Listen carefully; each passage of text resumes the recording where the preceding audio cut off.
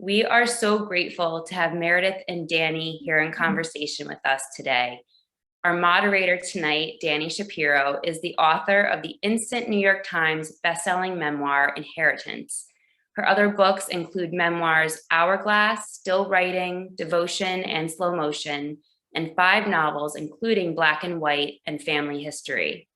Along with teaching writing workshops around the world, Dani has taught at Columbia and NYU, and is co-founder of the Sirenland Writers Conference in Positano, Italy.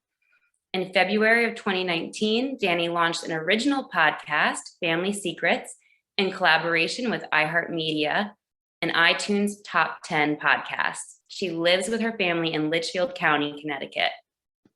Meredith Hall is the author of Without a Map, a memoir that was instantly recognized as a classic of the genre and became a New York Times bestseller. It was named a Best Book of the Year by Kirkus and Booksense and was an Elle Magazine Reader's Pick of the Year. Meredith was a recipient of the 2004 Gift of Freedom Award from A Room of Her Own Foundation. Her work has appeared in 5 Points, the Gettysburg Review, the New York Times, and many other publications. She divides her time between Maine and California. Beneficence is a gorgeous and moving novel about love, loss, family, and forgiveness. Pulitzer Prize winner Richard Russo says, if the word luminous didn't already exist, you'd have to invent it to describe Meredith Hall's radiant new novel. So without further ado, please give a warm welcome to Meredith Hall and Dani Shapiro. Take it away, ladies. Dana, thank you so much. And Meredith, it's such a treat to be in conversation with you.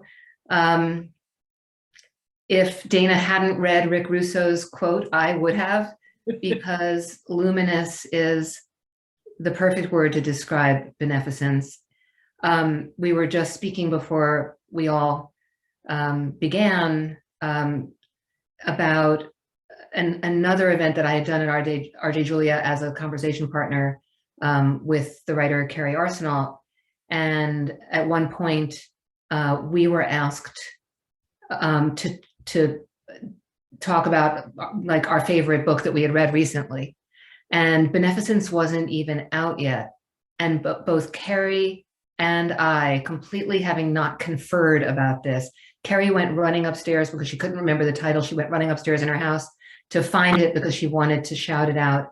And as she was doing that, I was shouting out Beneficence, which hadn't even hit the shelves yet. It's such a magnificent novel. It's one of the best first novels that I've read in a very, very long time. And so this is our second conversation, and I'm so happy and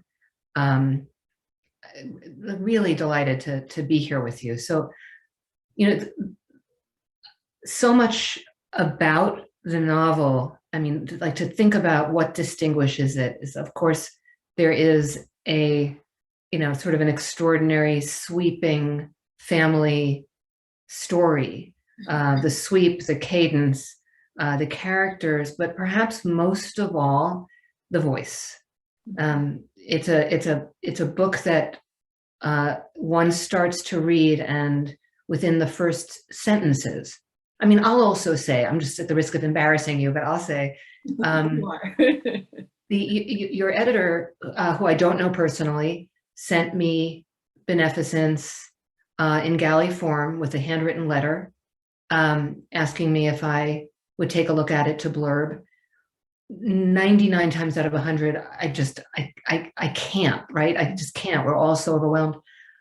His letter was so passionate and handwritten and old school and kind of perfect. And I opened it and I began to read. And the moment I began to read, there was that feeling that is so rare of, oh, I'm in very good hands. So without further ado, I would love it, since I really feel like this is such a incredibly voice-driven novel, if you would begin by reading us a passage from Beneficence. Thank you, Dani. Your support and your praise are truly extraordinary. Thank you very, very much. It matters to me. Your sense of this book matters to me. Thank you. I thought that I would read a section written by Doris. This book is told in 3 voices. Top, the father and husband, Doris, his wife, and the mother, and their 3 children, Sunny, Dodie, and Beston. Dodie is the middle child, a girl, and I decided that I knew that I was going to give Top a voice right from the beginning. I was surprised when Dodie spoke up right from the beginning. She was the first person to speak, actually, when I started writing, and started introducing me to the world that they lived in. And I decided to give Dodie a voice also. So their daughter, throughout this book, adds her voice. She's kind of a truth teller in this story. This is from the very early part of the book. The book starts in the late 1940s and carries through into the 1960s. And this is from the first section, Doris's section, where she is really introducing us to this world. All 3 of these characters are storytellers. They're rememberers. And the book is told in present tense, and yet they're constantly sliding back in these memories and these stories that they want to share with us. And this is one of those memories that Doris is looking back on. Doris and Top live on a farm in Alstead, Maine, and it's a dairy farm. It's a very, very successful farm and a very beautiful place. And she did not grow up on a farm, as you will hear in this section. Once, a year or so before I ever met Top, my father and I closed the store as usual and walked home together for supper. But instead of turning in at our gate, he nudged my elbow and said, "Let's stay out a while longer. It's a nice night." It was nice, a cool late spring night, still lit pink in all the darkness. No stars were out yet, although it was clear. Colebrook was once a busy town, with the mills working 2 shifts and men and women going to or from work at all hours. But then the Depression ended all that. Those were hard years for everyone. I remember that night as a time of quiet, with the mills closed down or on reduced shifts, and absence of the old noise and hellos and good evenings on the sidewalks. The town was out of work, and men and women sat on their doorsteps smoking cigarettes, nodding seriously as we passed, while their children played in the side streets. My father was a silent man, a kind but formal man. We worked together every day in his store, Canton's Grocery, which he had built up enough that he was able to stay open through these hard times. He sold groceries and meat and was known as a good butcher. Women in the neighborhood came every day to buy the food from Jack Canton. He never said more to his customers than he did to me or my mother, but people liked and trusted him. You could see that. I spent my whole childhood in that store. If I wasn't at school, I was there helping out. Sometimes my mother let me go off with a friend who stopped by, and my father always nodded his yes. But I enjoyed being at the store and seldom asked to be allowed to go out. It was an old building my father owned outright, long and narrow, with a counter running almost the length. The meat counter was in the back. It was dark inside the store, warm in the winter and cool in the summer. The floor sloped to the back as if you were walking down a slight hill and then back up, and they creaked in a comforting way. By the time I was in high school, I could have run the whole place myself. I knew the business end to end, the ordering and the stocking, and how to display the produce and weigh and bag the dry goods, how to tally the receipts and put the cash in the safe for deposit at Gardner's Savings each Friday night. I used to say to my father, "I'd like to run the store after you get tired of it." But he would sort of shrug and say, "I don't imagine the man you marry would agree to that." I felt a pang of fear when he said that. unable to picture my future or any of the mysteries it held for me. I must have been about 15 that night he asked me to walk with him. I remember feeling scared. I had never known my father to deviate from his routine, and I felt off balance. Even then, I did not like surprises. We walked elbow to elbow in silence up Jackson Street and across to Governor. Every home had its lights on by then, and the families had all gone indoors for supper, whatever it might be in those times. My father was a generous man and did what he could to help his neighbors, extending credit for basic necessities that might never get paid for. But we were beyond our own little world by then, walking streets I had no reason to be on. My father seemed to have no purpose, no intention in where we walked. And although I was young, and although he said almost nothing, I felt a deep sense of dread, as if he were opening a door onto possibilities that I must resist. And then I sensed that he was crying, silently, the way he did everything. I felt his grief, whatever it was, draw me to him like a gentle but insistent arm. He did not raise his hand to wipe his tears. They flowed down his narrow, tired face, dripping off his jaw and his chin. We walked from pool of light to pool of light away from home. I had a great need to know what this terrible sadness was my father carried, and a great need to never know its name, a sort of superstitious belief that if we did not speak its name out loud, it would never come to find me. I could not imagine what could cause my father such sorrow. Was it simply a loneliness from all that gentle silence? Did he wake up that morning unable to justify the path his small life had taken? But isn't every life small, I wondered, and a gift in its everyday inconsequence? Was this about love? I felt a stab. Did my father long for something more than my mother's steady and practical love? Had he glimpsed something in the store that day, a look or a laugh or a sigh, a small comment about how lovely the springtime air feels on your face, something that reminded him of another life he had once imagined, of something lost forever? Each possibility frightened me.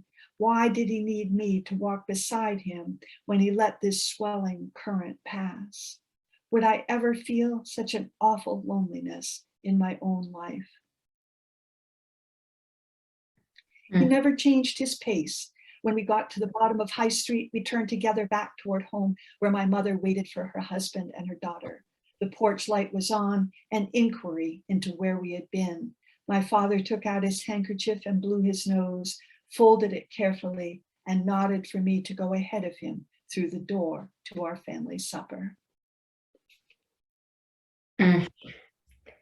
It's a testament to your book that I remember that passage so well, even though it's been well over a year since I read it. It so encapsulates, I just wrote down this phrase, if we never spoke it out loud, which feels like it's the essence in so many ways of what this novel is about.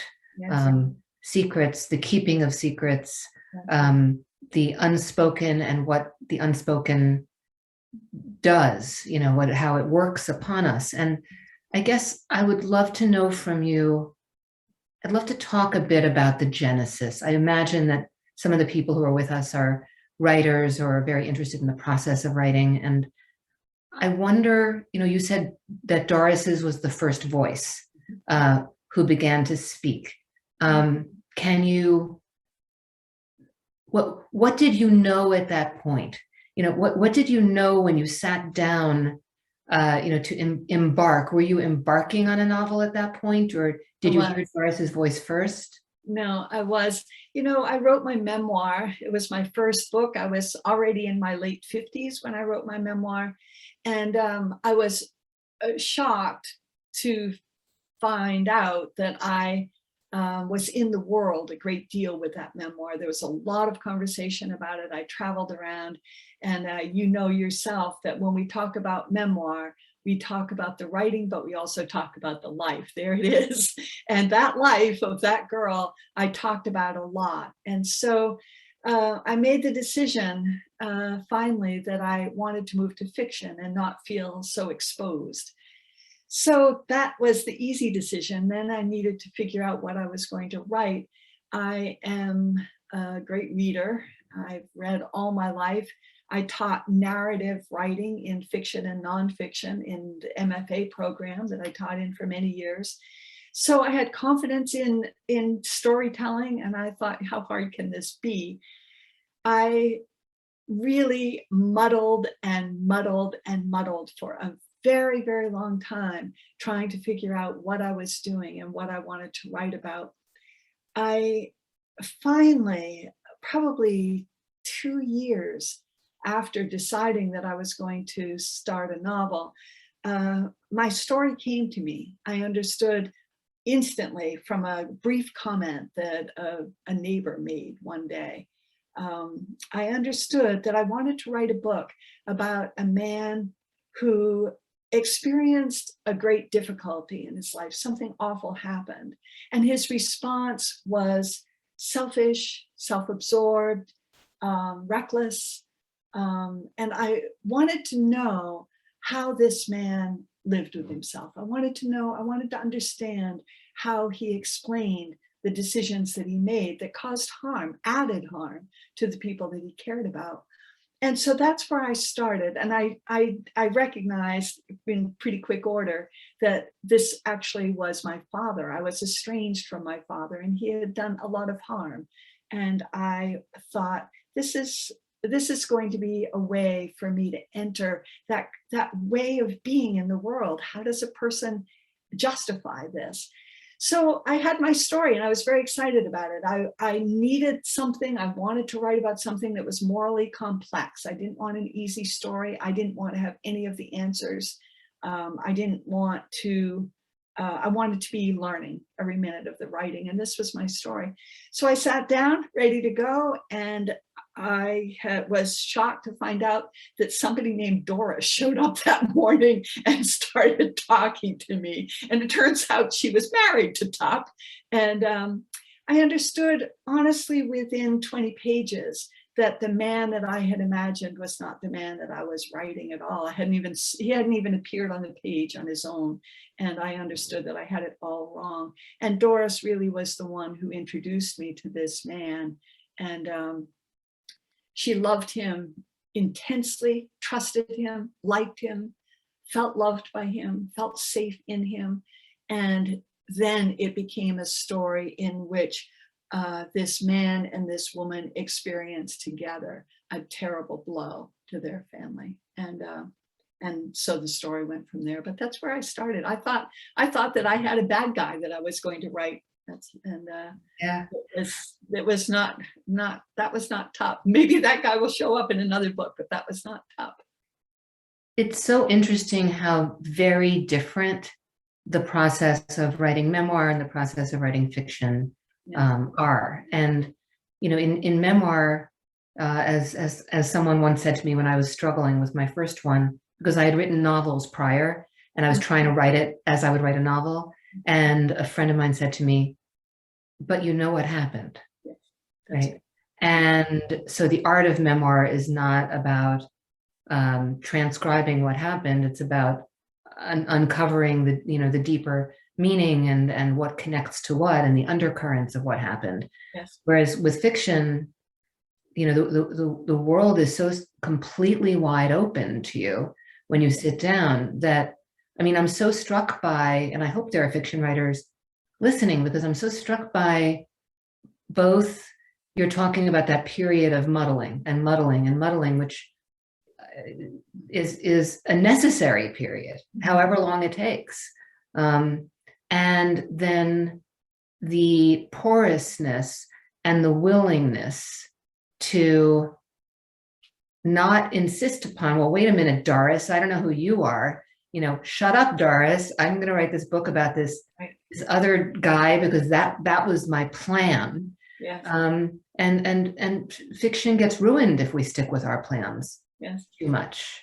Yes, I have really no plan when I write. I had only this this general sense of the nature of this one character, and I really needed to be shaken away from that fast. Doris had a much better idea of what this man was going to be and why he would be much more interesting. But I have no idea what's going to happen. I have no plan at all. I knew that a tragedy was going to hit this family. That was going to be the test. Did you know what it was? I knew that it was going to be Don't say what it was. Don't say what it was. I knew that it was going to be dramatic. I knew that. I wanted it to be a blow. Yeah.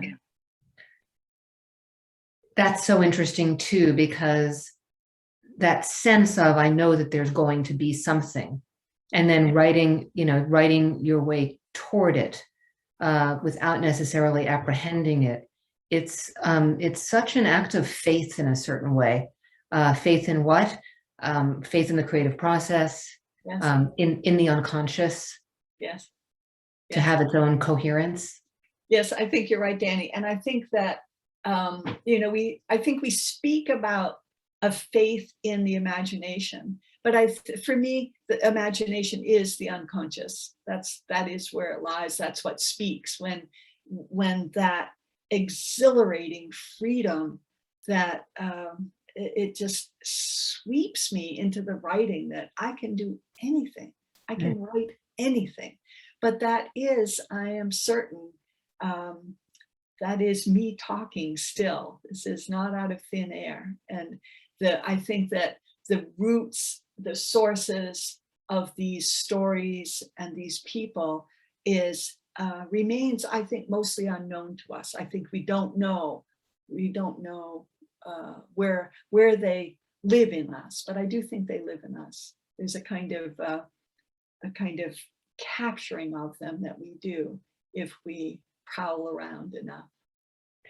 Yeah, it's mysterious, and I think it needs to remain mysterious in a certain way. And I was struck when you said that when you originally conceived of, I guess, Tup, that he was a bad guy, and that he, now he reminded you of your father, and now you were going to really be able to sort of grapple with, your father and find, and that level of consciousness about what one is doing while one is doing it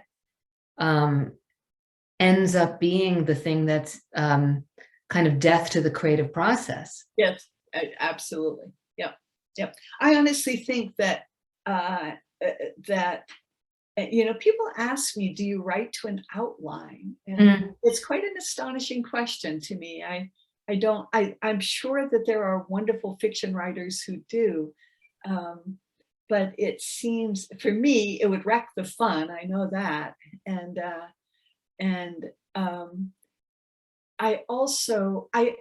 There is a trust. Somehow for me, there was actually a trust in these characters, even though the characters were emerging line by line by line, and I was meeting them in those lines. I didn't know them, and I every sentence was moving me toward understanding who they were, and yet I trusted them. I handed the story over to them, and I had a very keen sense that my characters wrote this book. They made this story and wrote this book. I needed to pay very close attention. I needed to be very loyal to them, And that's that very delicate balancing act, right? I mean, every writer quakes before the page, every writer, no matter how accomplished they are, no matter how long they've been doing it, no matter what accolades they've had, because that feeling of maybe this time, maybe I don't know what I'm doing. I don't know what I'm doing. And giving over to that feeling of I don't know what I'm doing. And at the same time, sitting down every day to meet that. I mean, there's a period of time. I'd love for you to talk a little bit about the muddling, because that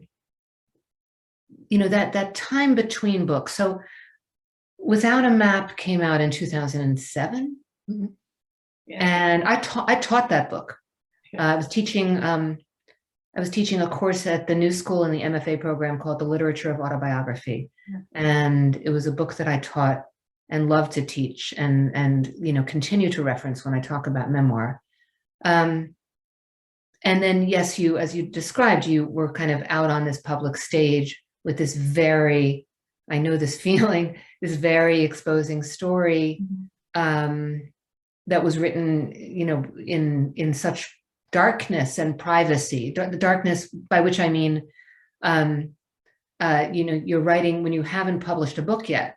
You're writing in a cave, and it's a wonderful place to be because you can't possibly imagine what it might feel like to be out of the cave, right? Yes, and also it granted me a wonderful feeling that nobody would ever read it. Exactly. So here I had this wonderful, wonderful sense that I was writing a book for the world, and yet I was also writing a book for a world that was never going to hold this book and open its cover. And so I gave myself permission to write a very, very intimate book. Yes. Yeah. And so then there was a period of time, I'm imagining it was a couple of years, that was consuming, in terms of public events and everything else, and letters from people, and it was a story that struck such a powerful chord. So when you sat down again, well, first of all, what was the turn to fiction? What was the feeling of my next book is going to be a novel, or my next book is going to be fiction? And then what was that muddling through like? So I had taught memoir writing for such a long time. I had a friend, when I told her I was going to write a novel next, she was horrified and said, "But you're an essayist." And I was really shaken by that, thinking, well, maybe I'll never get this form. Maybe the essay form. I think the essay is I actually believe the essay is the most elegant form. It's an extremely difficult and complex form, and very, very elegant. There's a kind of formality, even in the least formal essay. There's a formality of structure and intent that I really love. And fiction felt kind of a free-for-all. It felt as if it was the guards were off. And that was both very exciting to me, but also quite intimidating to me. And I have to say, I was also struck with a feeling of being intimidated by the success of my memoir. I hit that moment where I thought, I'll never write a book as good as that.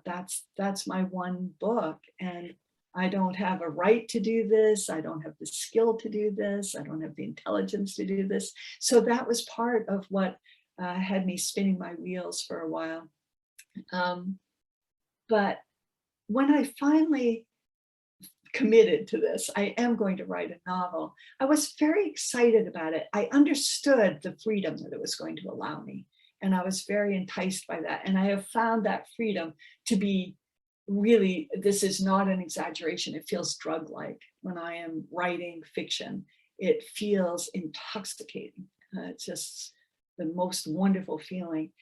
But that muddling around, I just knew, I know the kinds of books that I like to read, and I knew that I needed to enter a story that was going to be very uneasy.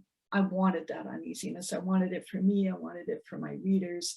And it took me a long time to find the seed of what was going to lead me there. Mm.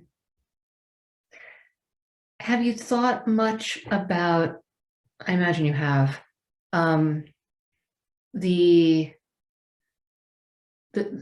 roots of this story, which are inside of the story that you told in Without a Map? There are so many delicate lines of connection where one could never say this is autobiographical, Beneficence, but it's emotionally autobiographical. Do you feel that way? I didn't know that, Dani. Yeah, of course. I had Right. no idea as Well, I wrote this book. As soon as I recognized that Tup was no one that I know, he was not my father, he was no one I know. I needed to find out what Tup was all about.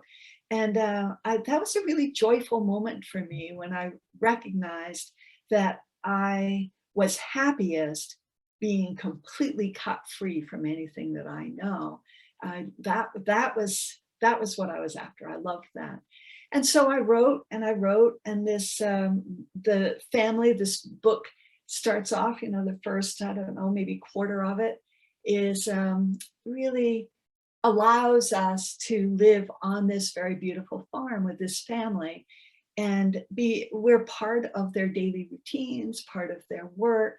And we see the very deep and abiding connections between these people. We trust those connections, and they recognize the beauty of the farm. This farm has been in Tup's family for 5 generations, and their rootedness on this land and their gratitude to this land is very clear. So that was joyful writing. That was really joyful writing for me. And I felt I had never lived on a dairy farm. I don't know anything about dairy farms. And so it was a real process for me of opening myself to the imagination of that farm. And I loved all that. And then this event happens. And I found by then I had fallen in love with all 5 members of this family and with their house, their kitchen, their front room, the porch, the barn, the fields. I had just fallen in love with this place. And this event happened, and I had an extremely hard time. It took me probably a year to write my way through that difficult event. And I understood at the time that I had somehow come to love these people that I had somehow rendered, I had made them, and that I had come to love them so much that I was feeling a profound sense of shared grief for their sorrow. And it was only later, and then the book moves on and we start watching their slow process back to beneficence, back to the connection that they have with their farm and the land, and mostly with each other, and their trust in each other. And the book moves slowly away from that event and its effects, and moves them towards something new. They're changed by that event, and they come back to each other with all of the love and the trust and the gratitude, but also the cost is evident too, that will live with them forever. So all of that made sense to me, but what didn't make sense to me was how emotionally distraught I was writing my way through that. And it's only been afterward that I've understood that you're right, that I carried a knowledge of some of this emotional landscape that I just ignored. I just completely ignored it. I had no idea that I was in my own landscape in any way. I would have said, as a matter of fact, I said very boldly to people, I don't know these people. I don't know anything about these people. I don't know people like this. I don't know anybody who has ever experienced anything like this. And it's such a joy to make this up out of thin air. Yeah. And I really, it was only later that I started to understand that that I was revealing far more of my own emotional landscape than I knew.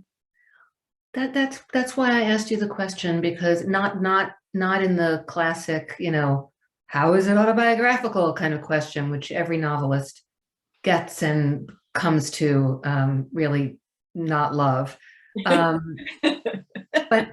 But because I think it illustrates that so much is hidden from us, and you couldn't have known. Had you known, it wouldn't be the book it is. Yes. It's like the writer writes and like is the path is illuminated by like a matchstick, and then maybe later the writer comes, or it's pointed out, or the writer comes to see, oh, of course there were these connections that are these delicate lines from there to here, that has to be. We can't write about what we don't deeply in our soul know something about. Yes.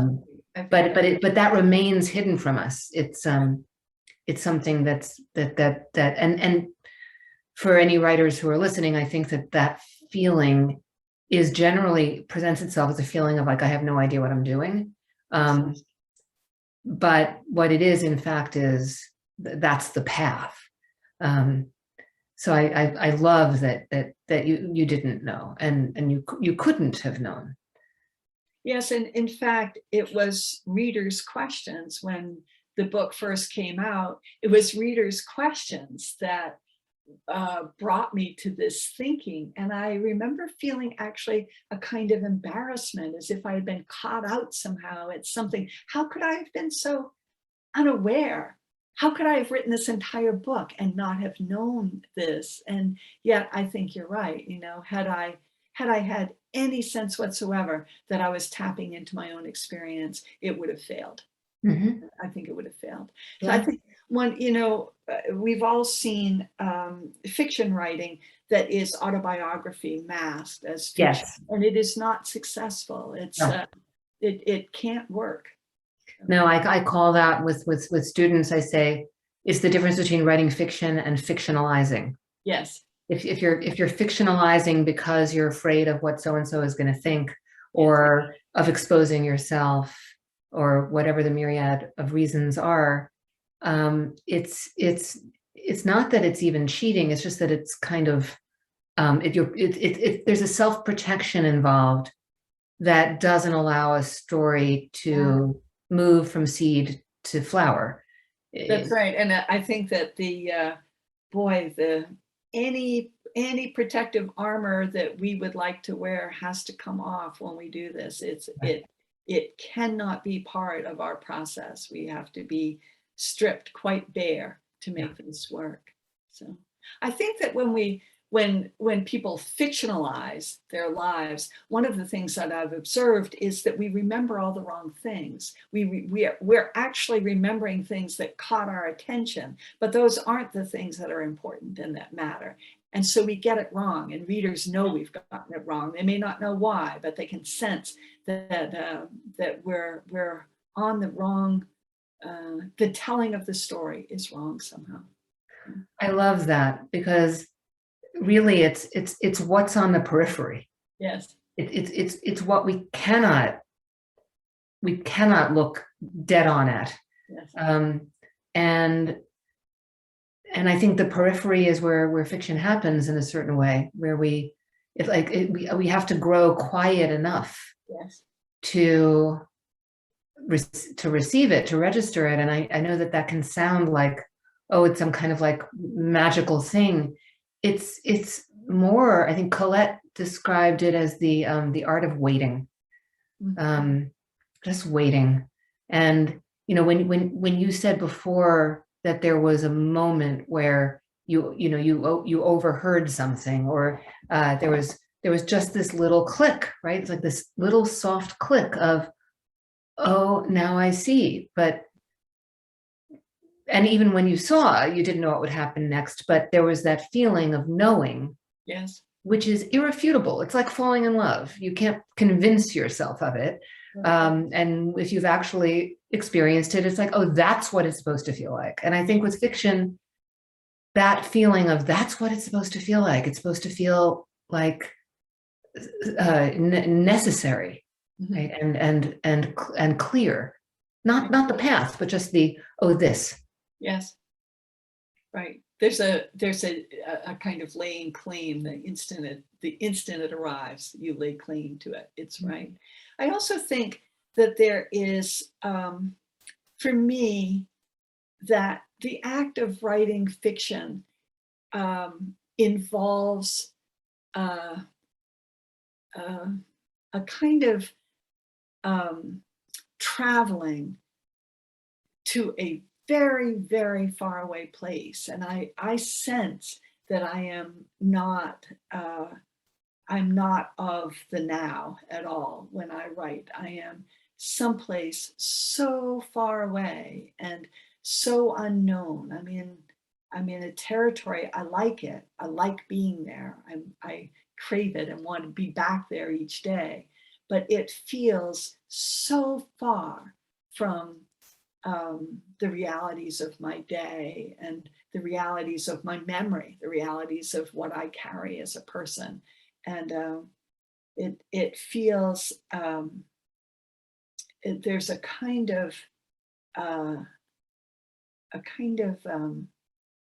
handing over to that distance that is part of it for me, to willingly, it's sort of willingly getting on a train, a silent train that I know isn't going to stop for a long, long time. And when I get off, that's where I'm going to spend my day. That's where I'm going to be.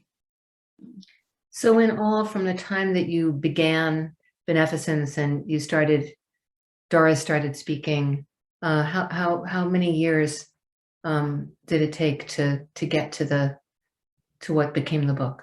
So I would say that I really slowed down during that the section about surrounding this large event itself.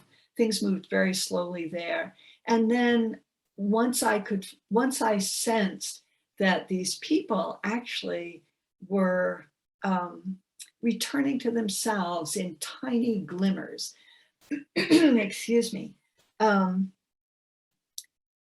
Something released in me, and then I was off. And from that point on, it was a matter of months. Within 4 or 5 months, I was done with the rest of the book. So I would say that the entire book probably took something like a year and several months to write. Yeah.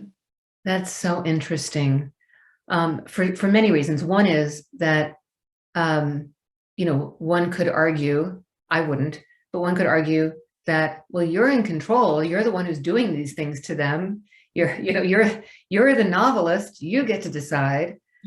When in fact, as a novelist, one is actually kind of standing back a little bit in, like, look what they're doing now. Oh, no.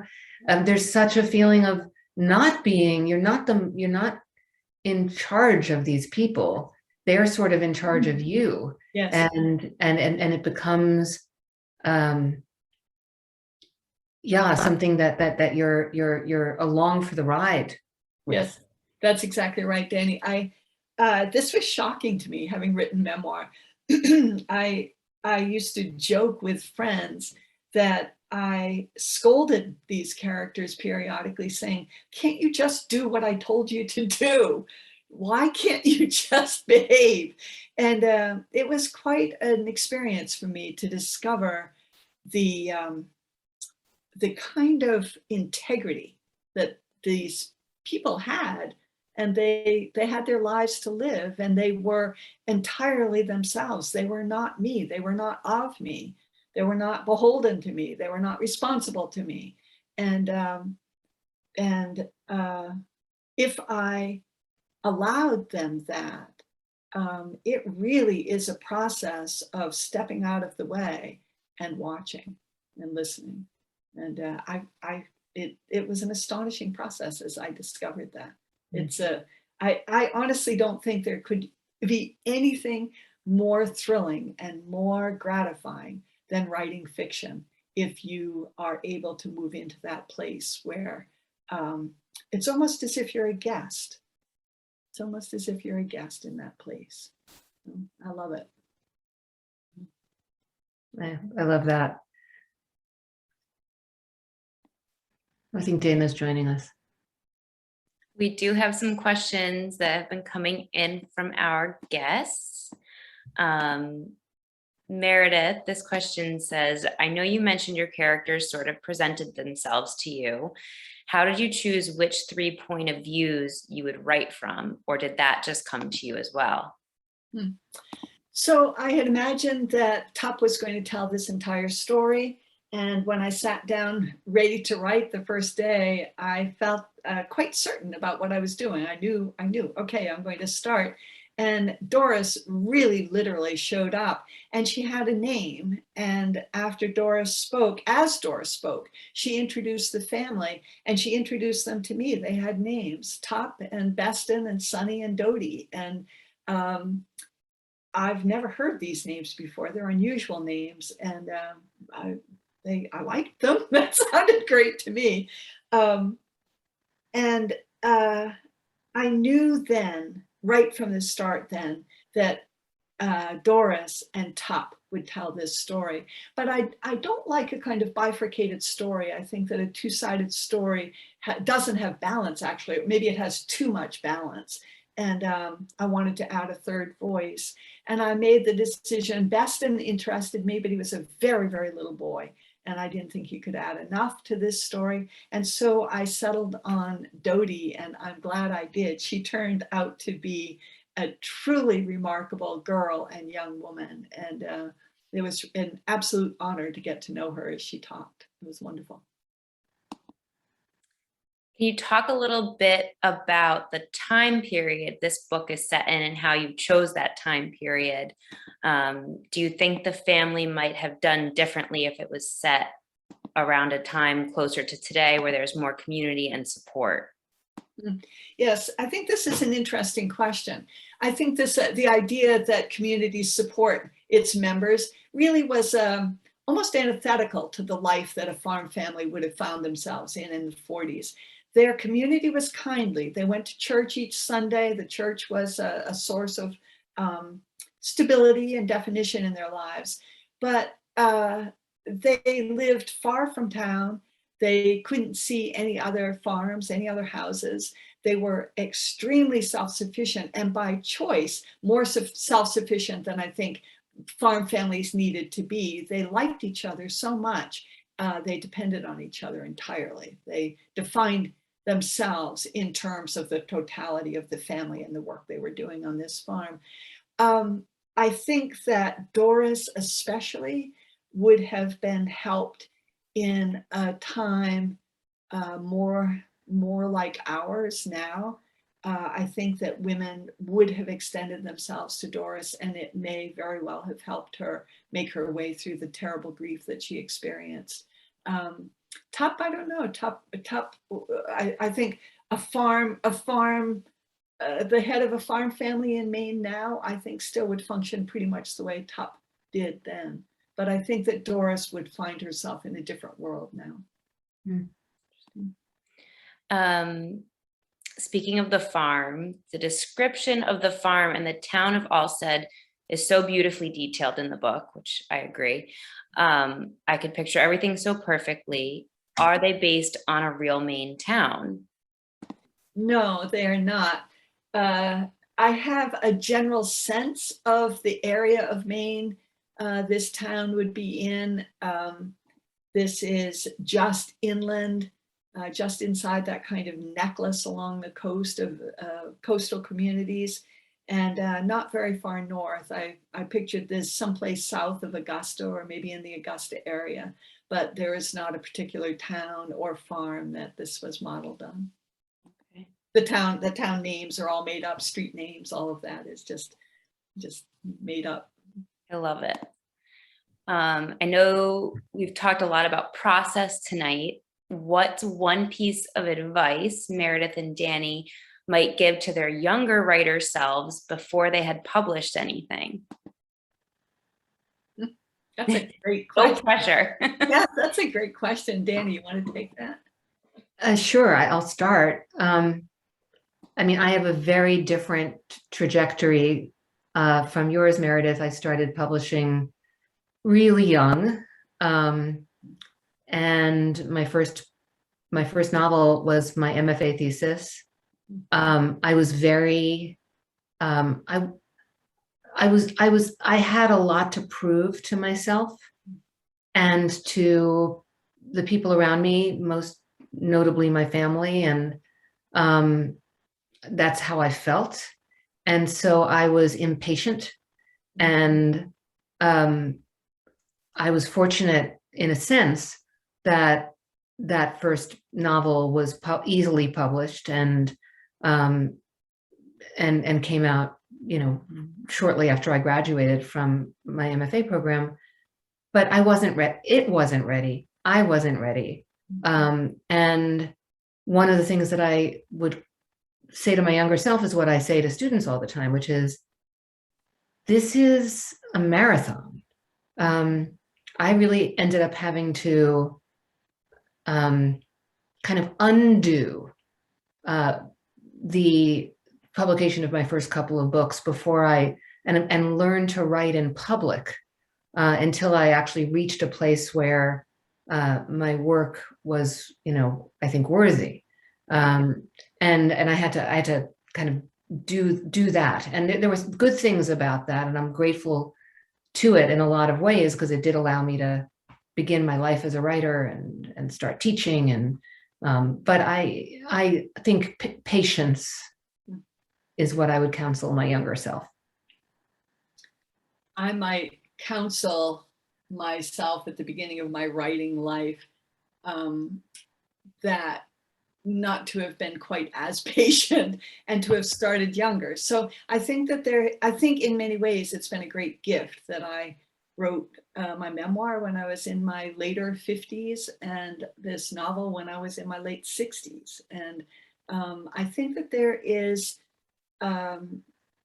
is something that my age has brought to this writing that is very valuable, and I'm glad for it. However, I'd like to write a lot of books, and the clock is ticking. And so I think that if I could have urged myself, maybe I would have felt in my mid-40s that I had enough age and now it was time to get started. So I think that there are both gifts. There are gifts for you having started so young, Dani, and as always, there are some costs, and I think I face those gifts and those costs on this end too. So what's next, Meredith? Do you have something that's in the works, or you have anything that's up and coming? So I found this with my memoir too. I don't know how writers move. I've been moving with Beneficence in the world pretty much nonstop since October last fall when it came out, and I haven't figured out how to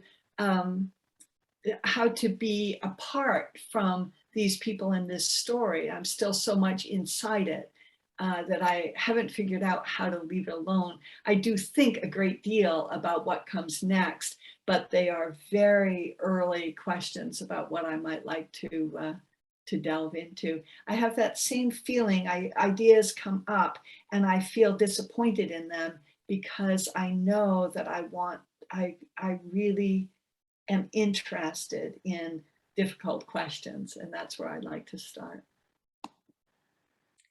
Well, we have two questions left that I think we can end on. We're already at the end of the hour. It goes by so quick.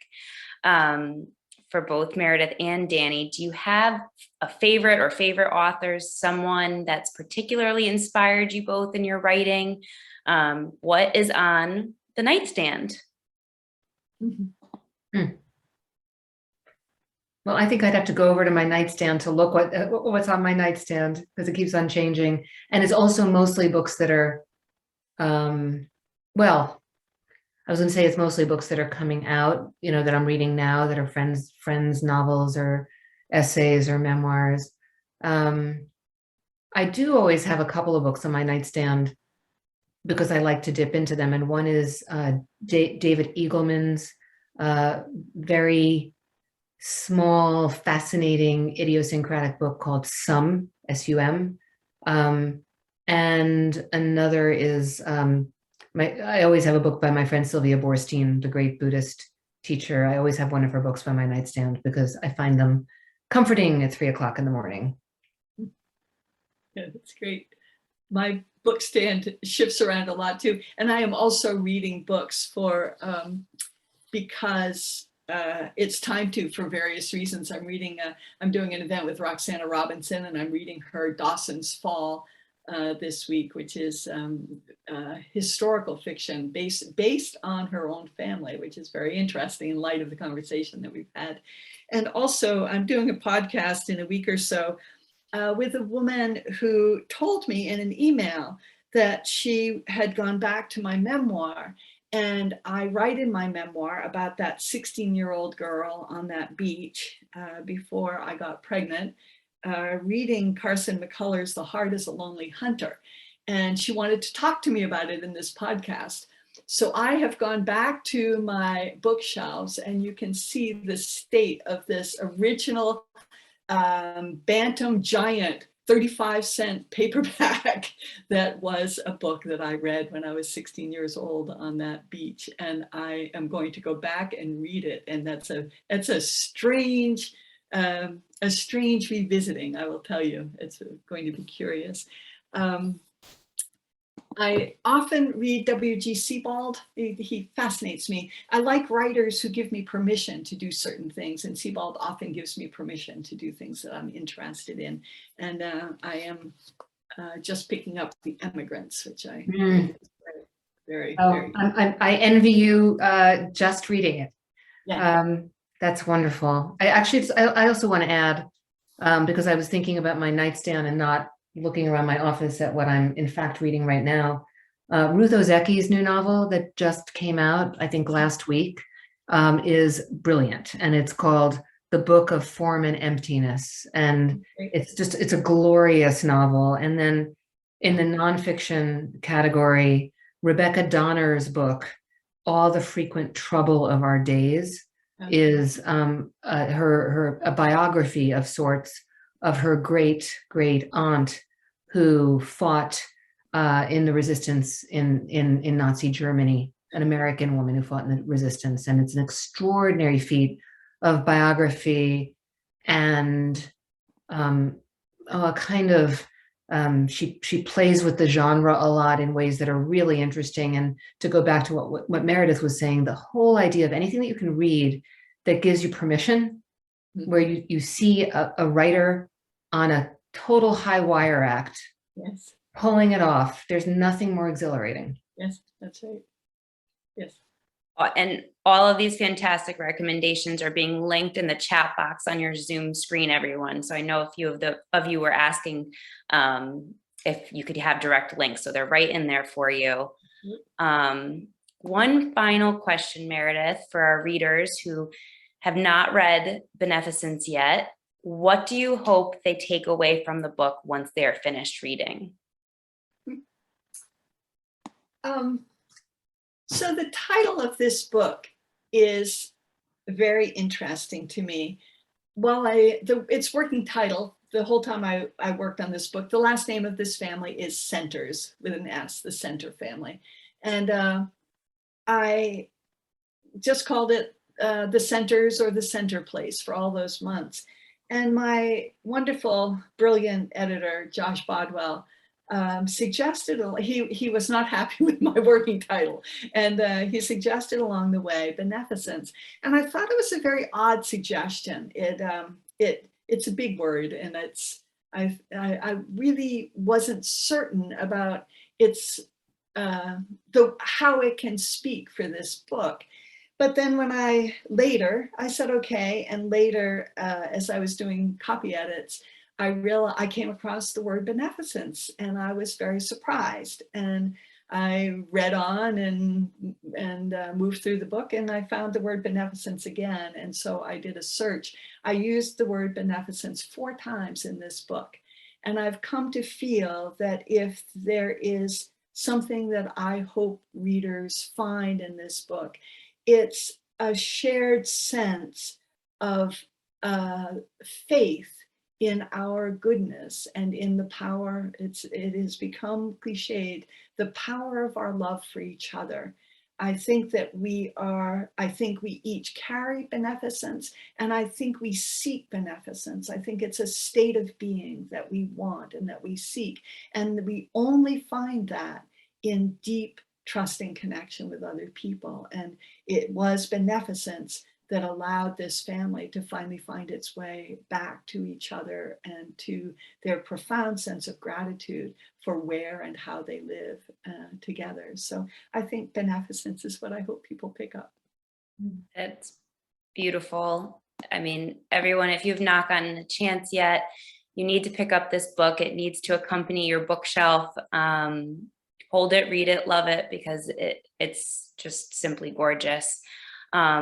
I want to thank everyone for joining us tonight for this conversation. I especially want to thank Meredith and Dani.